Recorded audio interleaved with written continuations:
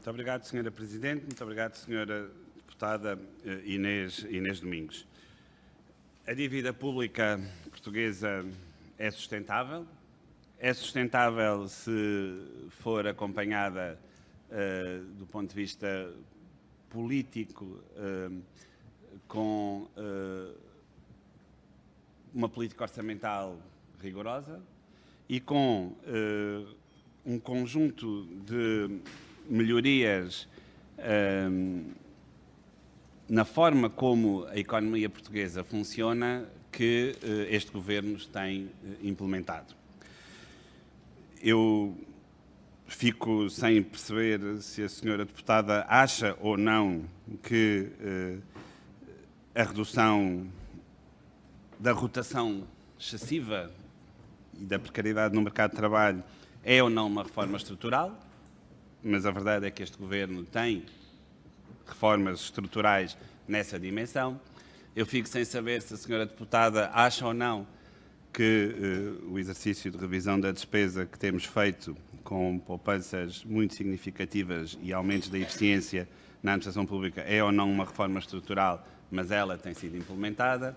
Eu fico sem saber se a senhora deputada acha ou não que a estabilização do sistema financeiro, a capitalização das empresas no sistema do setor financeiro e aquilo que tem sido feito nessa área é ou não uma reforma estrutural, mas a verdade é que ela tem sido implementada e eu podia dizer muitas outras reformas estruturais que têm sido feitas e que têm tido impacto na economia.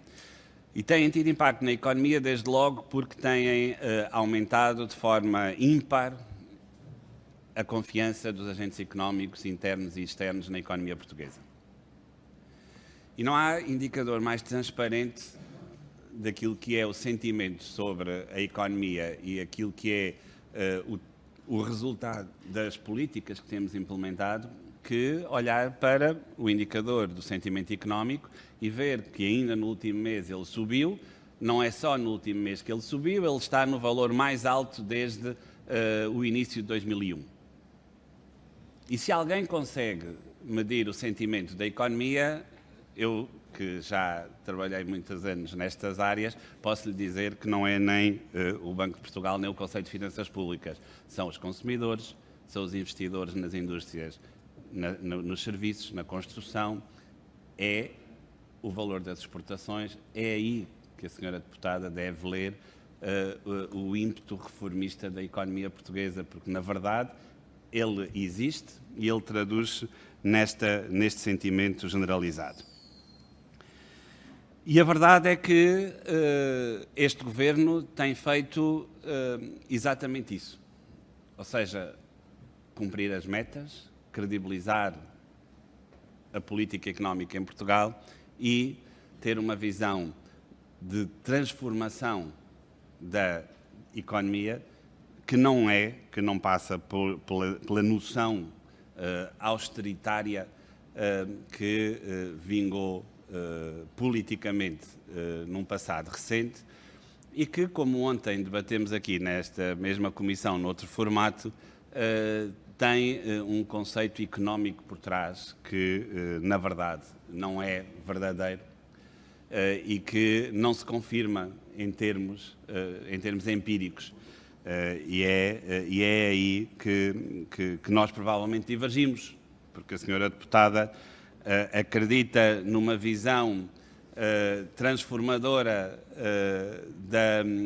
da economia que passa por, em períodos de grande dificuldade, incutir ainda mais dificuldade à economia, porque isto gera um efeito positivo na confiança.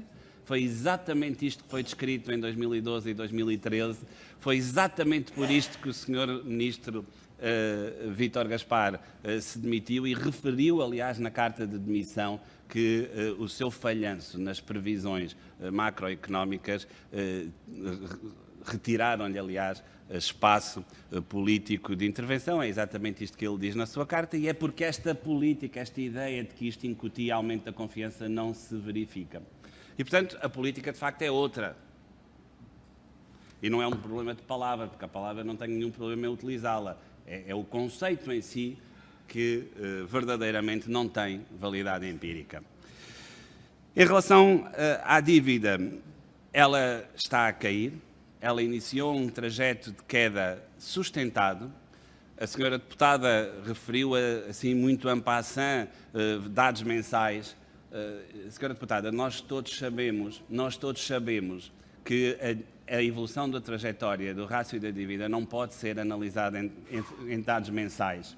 A senhora deputada sabe isso muito bem. Eu até lhe concedo que a senhora deputada... Vamos, Sr. Ministro, faça favor de continuar. Obrigada. Se há uma característica que eu tenho é saber ouvir, e a senhora deputada falou em dados trimestrais. A senhora deputada falou dos dados do primeiro trimestre. E... Sr. Deputada, Sr. Deputada, terá a ocasião de responder. Muito obrigada. Muito obrigada, Sr. Ministro, por favor. E a senhora deputada tentou, em dados infraanuais, ou seja, nos dados trimestrais, falou do final do primeiro trimestre, que havia uma inversão, porque teria a dívida pública atingido valores máximos. Como a senhora deputada bem sabe, a trajetória da dívida é de decréscimo e, como também sabe, quando o Estado tem que fazer face a um pagamento, como aliás aconteceu no mês de junho, de uma obrigação de 6.600 milhões de euros, a verdade é que, usando uma linguagem um pouco mais não tão técnica, a dívida em junho deu um trambolhão. A dívida em junho deu um trambolhão e esse trambolhão significa que já em junho se vê parte da queda que ao longo do ano, de facto, a dívida em percentagem do PIB vai ter. E a dívida em junho já está em níveis da ordem dos 124,7% do PIB, a caminho dos 122,2% que projetamos no fim do ano. Esta é que é a verdade e isto faz-se num contexto em que, de facto, nós comprimimos os diferenciais de taxas de juros com todos os outros países europeus, continuamos a fazê-lo ainda em 2018. Uma última nota, muito breve, que eu sei que já passei o meu tempo, em relação ao BCE. A senhora deputada também sabe que o programa de compras do BCE começou a reduzir-se para Portugal em abril de 2016. Já vai 2 anos.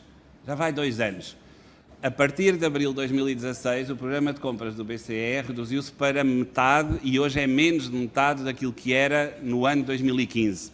O que significa que o suporte que a dívida portuguesa tem através do programa do BCE é muito menor do que aquele que é dado a outras dívidas na Europa.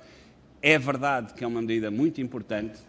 Aliás, ideologicamente o governo anterior opôs-se a este programa de compras, sempre se opôs à intervenção do BCE. E para mas terminar, neste momento, Sr. Ministro... ele existe e ele, de facto, é importante para todos os países. Obrigado. Muito obrigada.